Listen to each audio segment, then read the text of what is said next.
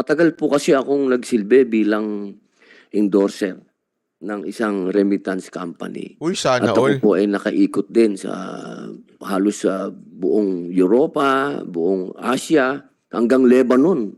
Habang naggegera po doon, nakapunta po tayo. Meron po talaga tayo ngayon problema diyan sa mga nanloloko sa mga OFW, lalo na po sa social media. Sa page lang po na natin, makikita nyo doon, biglang sumusulpot talaga eh.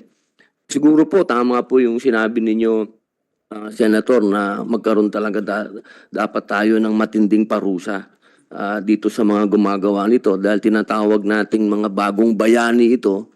Dapat yung mga nanloko sa kanila, may mas mabigat na parusa.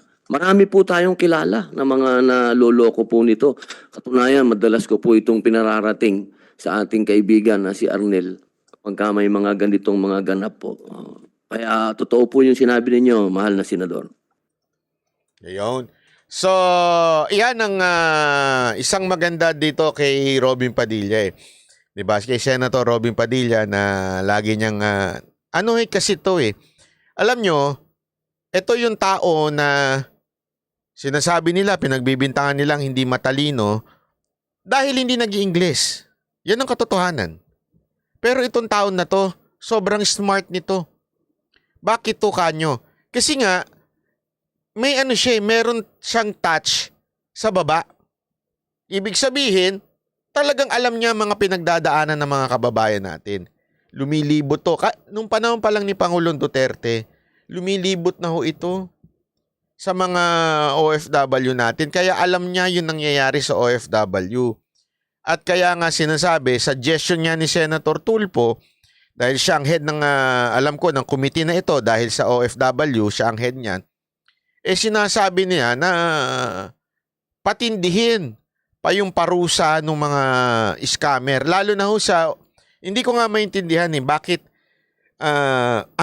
until now, ang dami pa ring mga fly-by-night agencies, yung mga nagsusulputang agencies na, ewan ko ba, kaya yan, nandyan ang nandyan ang problema na immigration. Human trafficking. Hindi doon sa pagtanong-tanong. Gusto nyo na solusyon dyan sa human trafficking? Wala namang human trafficking kung walang mga agency na, mga scammer na agency. So dapat ang puntiryahin, ika nga, hindi yung mga maliliit, yung mga biktima. Yun ang pinupuntiryan nila, yung biktima ng scam eh.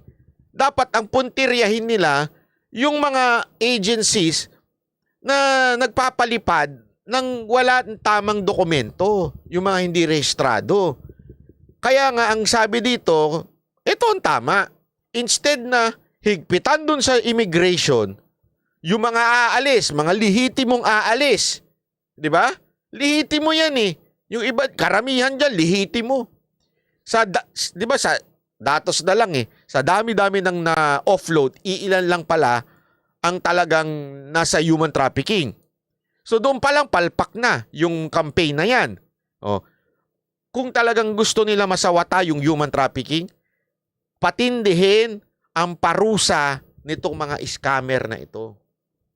Yan ang tama. Kaya tama itong si Senator Robin at si Senator Tulfo na plano nilang patindihin po ang mga parusa, i-amendahan ng parusa pagdating sa mga scammer. Kasi kung matindi parusa niyan, talagang masasabi mong life imprisonment, ewan ko na lang.